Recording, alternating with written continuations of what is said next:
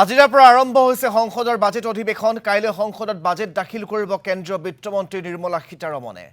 Budget অধিৱেশনৰ পূৰ্বে সংবাদ মাধ্যম সম্বোধন কৰিছে প্ৰধানমন্ত্ৰীগৰাকীয়ে। এই বাজেটক অমৃতকালৰ অন্যতম বাজেট আখ্যা প্ৰধানমন্ত্ৰীৰ। ৬০ বছৰৰ পিছত তৃতীয়বাৰৰ বাবে কোনো এখন চৰকাৰ আহিবলৈ সক্ষম হৈছে বুলি উল্লেখ কৰে নৰেন্দ্ৰ মোদীয়ে। সংসদৰ এই অধিৱেশনলৈ দেশবাসীৰ দৃষ্টি নিবদ্ধ হৈ আছে বুলি উল্লেখ কৰি সংসদৰ অধিৱেশন ইতিবাচক হোৱাৰ কামনা প্ৰধানমন্ত্ৰীৰ। বিকশিত ভাৰতেই এই বাজেটৰ প্ৰধান লক্ষ্য বুলি মন্তব্য নৰেন্দ্ৰ মোদীৰ। দলৰ বাবে আগন্তুক ৫ বছৰ দেশৰ বাবে যুঁজক বুলিও বিৰোধী কটাক্ষ প্ৰধানমন্ত্ৰীৰ। সকলো দলৰ সাংসদে দেশৰ বাবে কৰা উচিত বুলি মন্তব্য নৰেন্দ্ৰ মোদীৰ। ভাৰতীয় অৰ্থনীতি সকলোতকৈ খৰতকীয়াকৈ উত্তৰণ হোৱা অৰ্থনীতি বুলি সংবাদ মাধ্যমৰ সন্মুখত উল্লেখ কৰে প্ৰধানমন্ত্ৰীয়ে। किसी योजना को राज्य विशेष के लिए बंद नहीं किया जाता है। केंद्र सरकार का केवल आग्रह मात्र यही होता है कि संबंधित योजनाओं को दिशा निर्देश के अनुपालन के तहत कार्य किया जाए। सप्लीमेंट्री माननीय ऑनरेबल मेंबर सप्लीमेंट्री। माननीय सदस्य कृपया पूरक प्रश्न पूछें।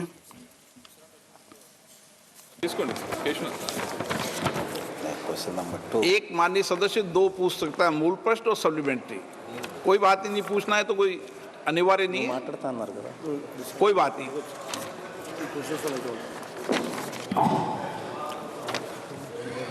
So respected sir, despite the release माननीय अध्यक्ष महोदय, 2016 करोड़ रुपया जारी करने के बाद भी इन राशि का दुरुपयोग किया गया था, जिसके कारण जो केंद्र प्रायोजित योजनाएं हैं पिछले 5 वर्षों में, इसलिए राज्य के लोगों को उसका लाभ नहीं मिल सका। इसलिए माननीय मुख्यमंत्री चंद्रबाबू नायडू गारू द्वारा जारी श्वेत पत्र में इन बातों का उल्लेख किया गया है। पहला पोलावरम सिंचाई योजना से और अमरावती राजधानी के निर्माण के लिए है। क्या इसके बारे में कोई जानकारी मिली है जहां पे जो निधि है उसका अन्यत्र व्यय किया गया है पिछले 5 वर्षों में?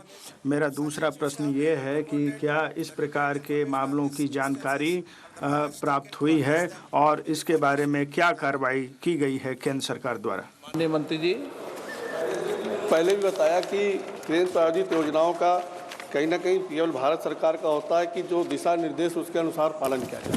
जहाँ तक पोलवरम और उसके विषय में, राजधानी के विषय में बात किया है माननीय सदस्य जी ने, कि आंध्र प्रदेश राज्य पुनर्गठन अधिनियम 2014 के माध्यम से जो आंध्र प्रदेश की आर्थिक सहायता के लिए मात्र बना था, उसके लिए भारत सरकार ने अब तक जो रिसोर्स गैप के मध्य में हो रहा है कि संसद का यह सत्र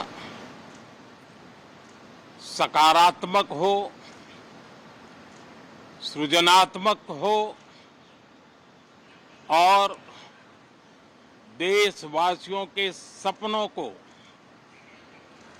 सिद्ध करने के लिए एक मजबूत नींव रखने वाला हो। ये अत्यंत गर्व का विषय है कि करीब 60 साल के बाद कोई सरकार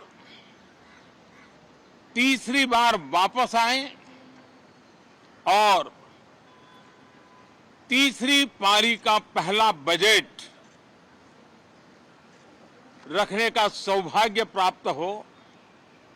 ये भारत के लोकतंत्र की गौरव यात्रा की अत्यंत गरिमापूर्ण घटना के रूप में देश इसे देख रहा है।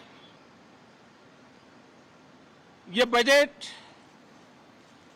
अमृतकाल का एक महत्वपूर्ण बजट है। आज का बजट हमारे उन 5 साल के कार्य की दिशा भी तय करेगा और ये बजट 2047 जब आजादी के 100 साल होंगे, तब विकसित भारत का जो हमारा सपना है, उस सपने को पूरा करने की मजबूत नींव वाला बजट लेकर के हम कल देश के सामने आएंगे। बड़ी इकोनॉमी वाले देशों में सबसे तेज गति से आगे बढ़ने वाला देश है। गत 3 वर्षों में लगातार 8% ग्रोथ के साथ